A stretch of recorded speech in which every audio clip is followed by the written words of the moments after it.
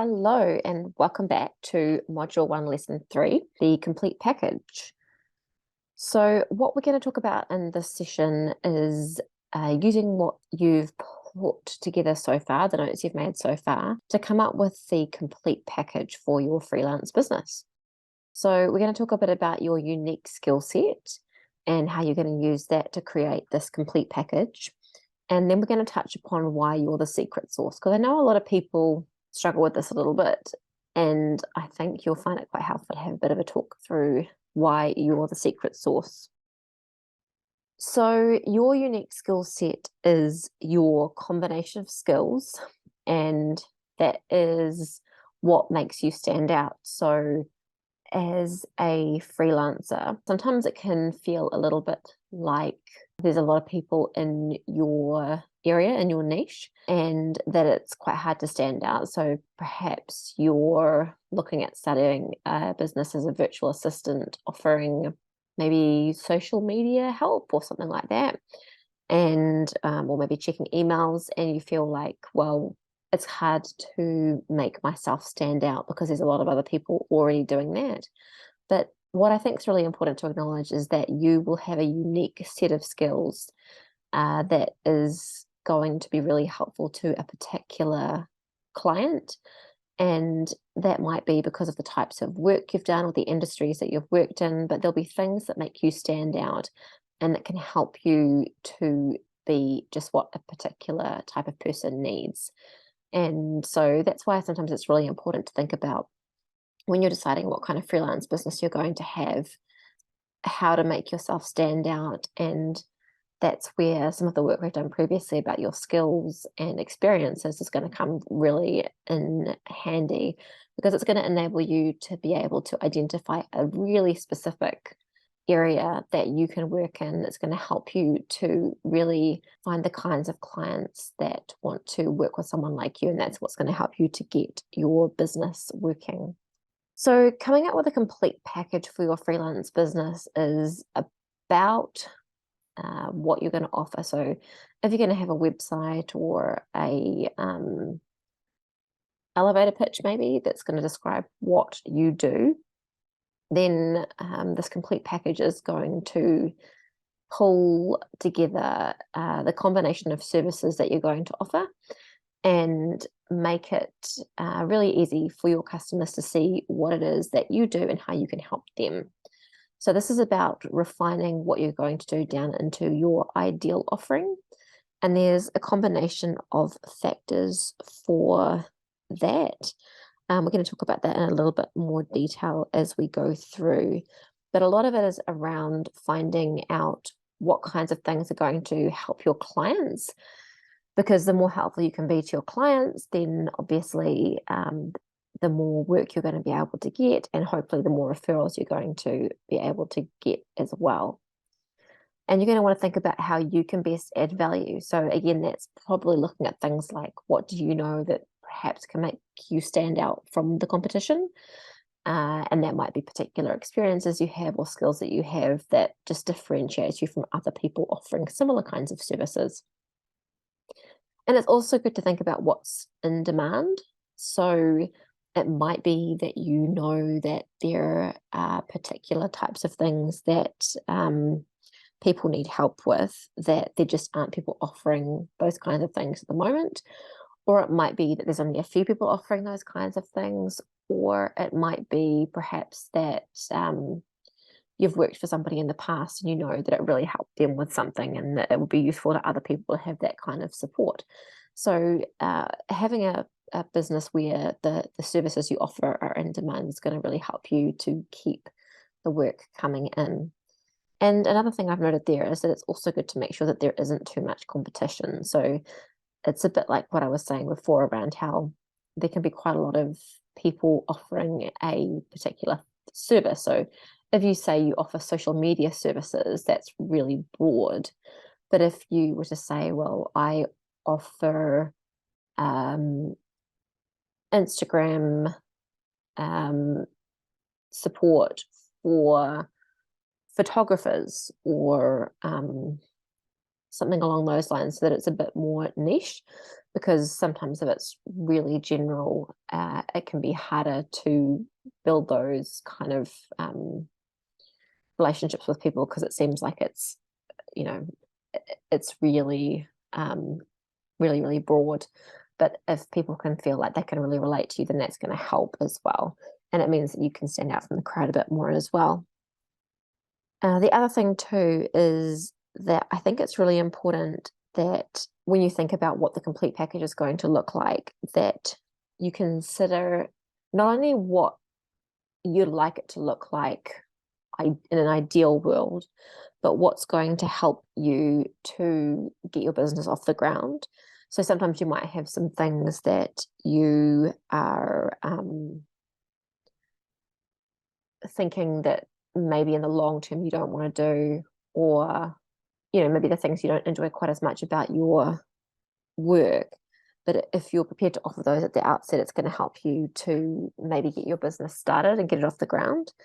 So you might like to think about whether there's some things that you have on your list that even if you don't really like those things, for now you might keep them in there, and then later on you can think about whether you want to maybe get someone to help you do that aspect of your business, so you could outsource it perhaps later on, or maybe once you've got sufficient work you can cut out some of those things that you don't really love.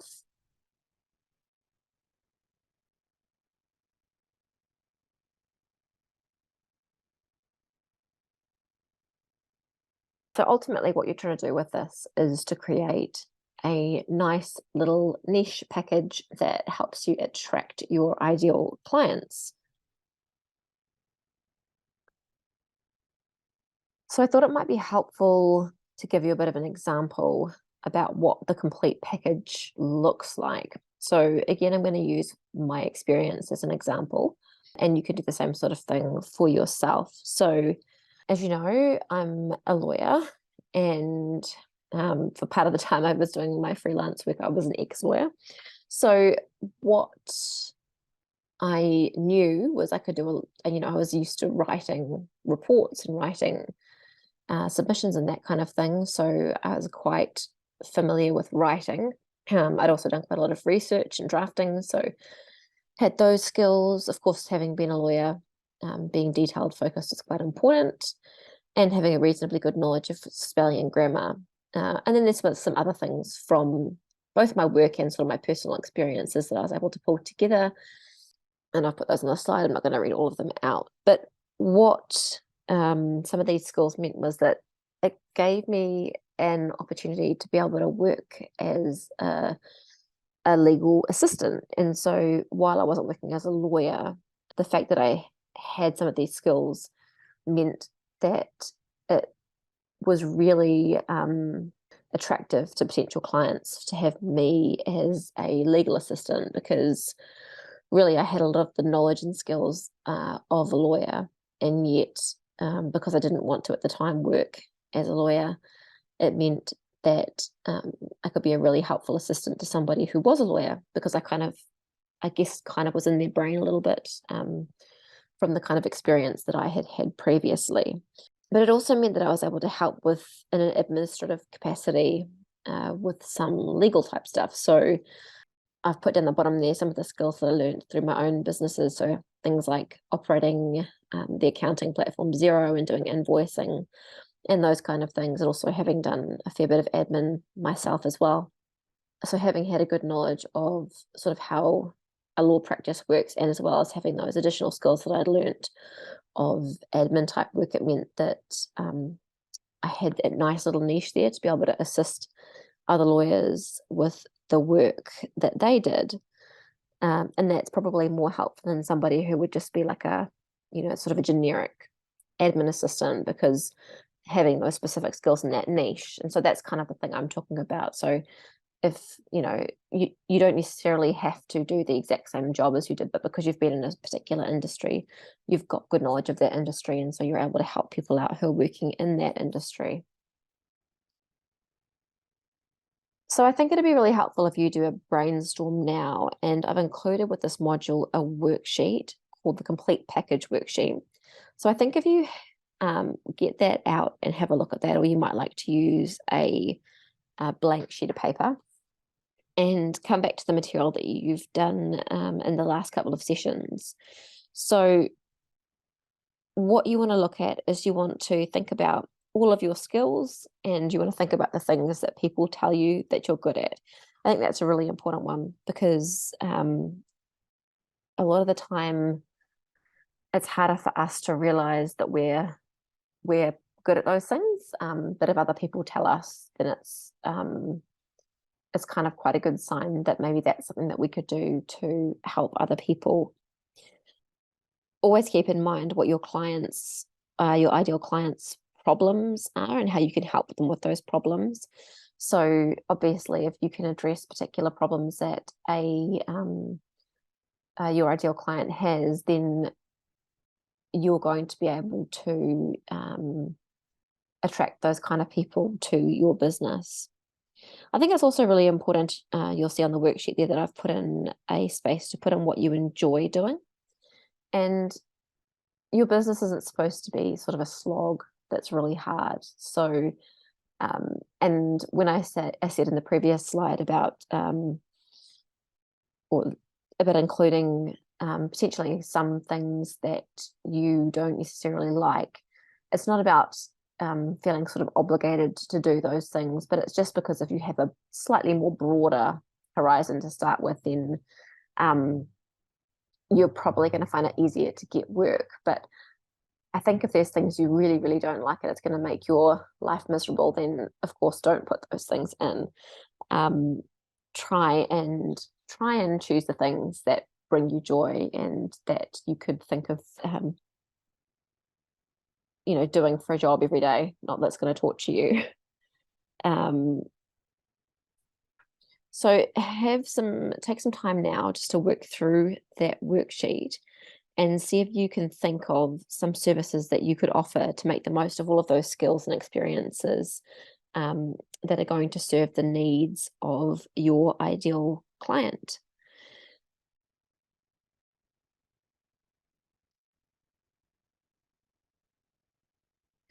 So now that you've done that worksheet, you've hopefully got some ideas in front of you about the kinds of services that you could offer as part of your complete package. But sometimes you might have to think a bit outside of the square. So it might be that perhaps you're thinking that you actually don't want to stay in the industry that you've been in. And you just want to, or you want to make a change. You want to, you just feel ready for a change.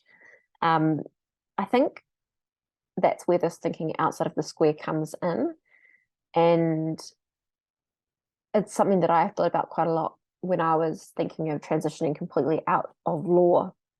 Was that what could I do that could make the most of the skills that I had? And this is something that you can do too. So you might want to think about all the skills and look at the skills that you've got and figure out ways that you could use them differently. Because I really think there are still lots of jobs that you can do. You don't have to get stuck like I did trying to try everything out. Because, when you think about it, there's some things that sort of naturally push you in a particular direction. So just to give you a few different examples, maybe you're a writer or you're someone who's got good writing skills. You might have been like me and worked in a career where you have to do a lot of writing, or you have to be good with, like maybe you're a journalist or something like that. You could consider maybe becoming someone who does like blog post writing. There's a whole industry out there of people who just write blog posts for people because they enjoy writing, and people who run businesses are often pressed for time, so they will actually pay people to write blog posts for them to use on their website. Similar with article writing, sometimes there are really busy people. Again, this is quite common, I think, in the legal industry, at least, where senior lawyers are asked to write articles for like a publication of some kind, and they'll often get a junior lawyer to write the article, or at least the first draft of the article, and then work with them to finalize that. So I'm sure there's lots of other industries where people, need help writing articles for magazines, or different industries where they have a regular publication. I can think of a lot of things like you get in the mail or in your email, newsletters. We often get sort of, for our property business, we get market update booklet things that come in emails, and, ebooks, that kind of thing. Or again, social media, like so many businesses are pressed for time that it would be really helpful to have somebody write content for their social media pages, or even just proofreading. If you're good with writing, then proofreading can be really helpful, and that could be anything from proofreading people's books or their blog posts, or proofreading websites for people, because sometimes it's really hard to see things if you haven't without a fresh set of eyes. Proofreading, I know that when I did my master's thesis, you could get someone to proofread your thesis, so that not to cheat or anything like that, but just to check for spelling and those kinds of things. So that's something else you could do.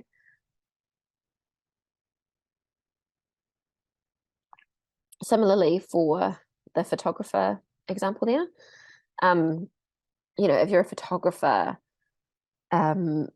or you're good with taking photos, you might like to consider doing Instagram photos for people. Again, coming up with content is really time consuming. So if you can put together packages where you either do some sort of stock image type thing where you take photos for people, that's something you could do. Product photos. And when I had a product business, it was quite hard to find people who could do product photos, or maybe even things like influencer packages. So where you could do sort of package deals where you offer people packages for their social media, or things like that. So there's lots of things that you can do as a photographer. And then again, I've put in office manager because it's quite a common one. And there's just so many things that you could help with. Maybe you've been an office manager in a corporate sort of setting and you don't want to do that anymore. You need some more flexibility. There's just so many things that you can do, like accounting. I know for me, I really don't like doing my accounting. So having someone to help you do, that kind of thing is really helpful. Or things like typing. We've, in the legal work that I've done, often outsourced typing up of different things to people, and the hourly rate's pretty good for that kind of work. And same with the office support and accounting. There's pretty good money to be made these days in helping people with those kind of things, because especially busy executives, or other people who work freelance, lawyers, accountants, that kind of thing, are often so busy just sort of doing the day-to-day that they haven't got time to keep up with that kind of thing. So think outside of the square, think about all the skills that you have and how they might be able to be used in different ways. So I've sort of talked about this a bit already, but thinking outside the square example, if you come back again to what my what I was talking about for me, again, you could take, if you really wanted to get outside of the square, instead of just working as an admin assistant in a legal space, I could have used some of these skills, the writing skills, the research skills, to help with some of those other things. Like in the previous slide, if I go back, this writing element, as a lawyer, I could have used some of the skills, the research and writing skills, to help people write articles. I could have done proofreading. I had some skills, from my own businesses, and doing social media and that kind of thing. So I could have helped people with blog posts or other social media type posts. I even did quite a bit of my own product photography. So things like that you've learned, through doing your business. So like I learned about taking photos against a white one of those sort of like little white photo boxy things. So, you know, you've just got to put yourself out there, and showcase what you've done. And I think you'll be able to find that you can find something that is outside the square if you feel like you want to get away from something you were doing. And again, those other skills that I had, you know, from having my own business, I could have gone and done sort of an office assistant type job, just doing invoicing for another type of business. It wouldn't necessarily have had to have been a legal business. It's just taking those other skills that I had and using them in a different way. So I really encourage you that if you want to get away from the kind of things that you're doing now, you don't just have to take your existing job and translate that into a freelance job. You can take other things, you can take the skills that you have and put those together as a package.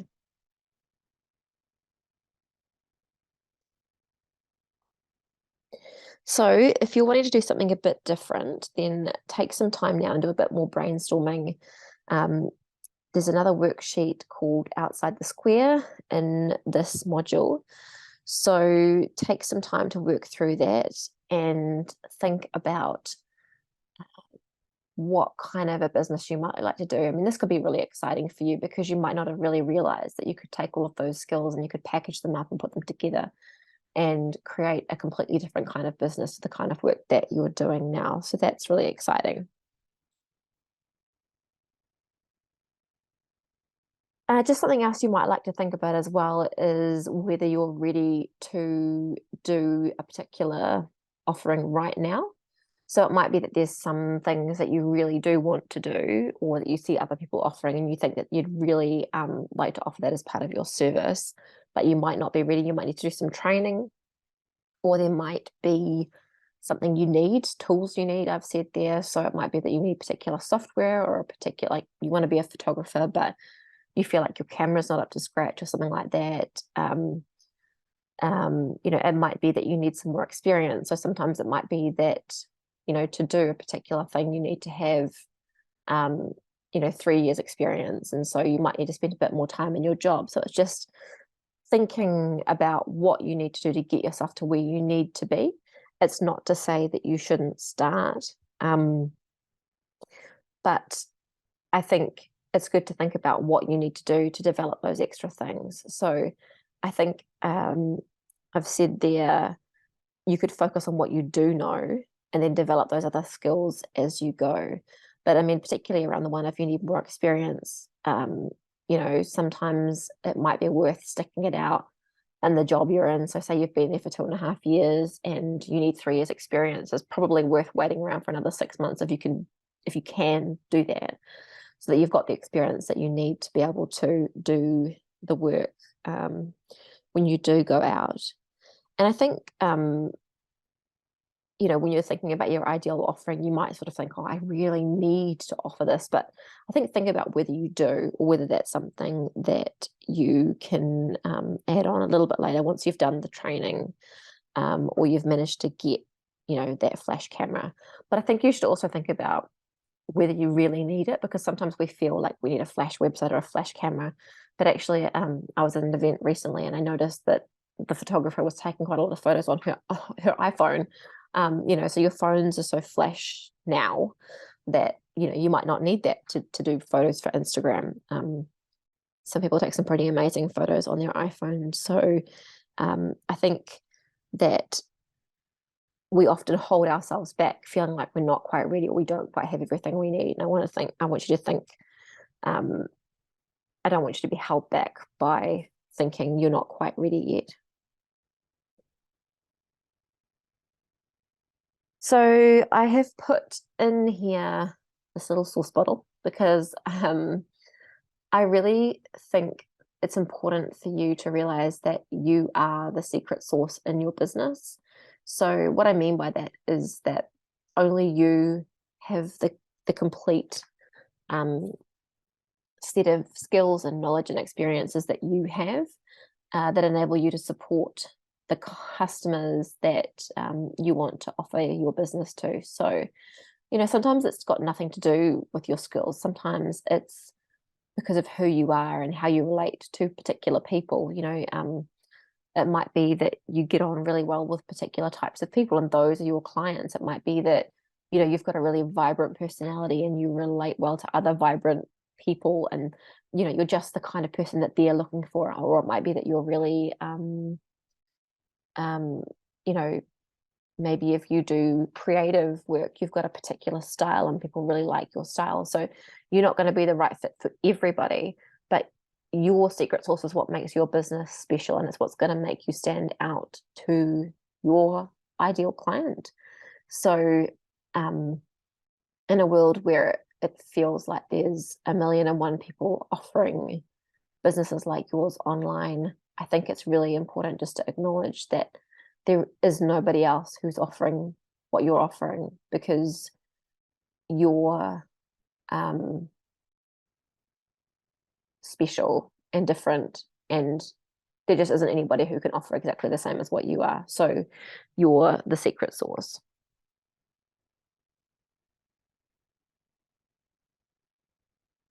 So I want you to, if you haven't already, go back and do the worksheets from this session, and to really focus particularly on the last part of that complete package worksheet, where you're going to identify the services that you could offer to your clients. And that's, as I mentioned previously, it's kind of a combination of the skills that you have and what's going to help your ideal client. So everything you do should be done with your ideal client in mind, but of course also bearing in mind the kind of business that you want to create, and how you want to present yourself. So if there's things that feel icky to you, then don't put them in. It's your business, and it's going to work using those special skills, because like I say, you're the secret sauce and you're what is going to make your business stand out.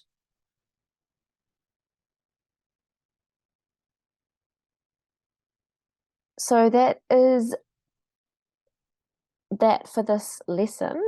So in our next session, we're going to talk about validating your ideas. So once you've got those ideas of the kinds of things that you want to offer in your business, then what we're going to do is we're going to take them out and we're going to talk to some other people about them and validate whether these ideas are going to work really well for a business. And then we can take it to the next level after that and figure out our final package.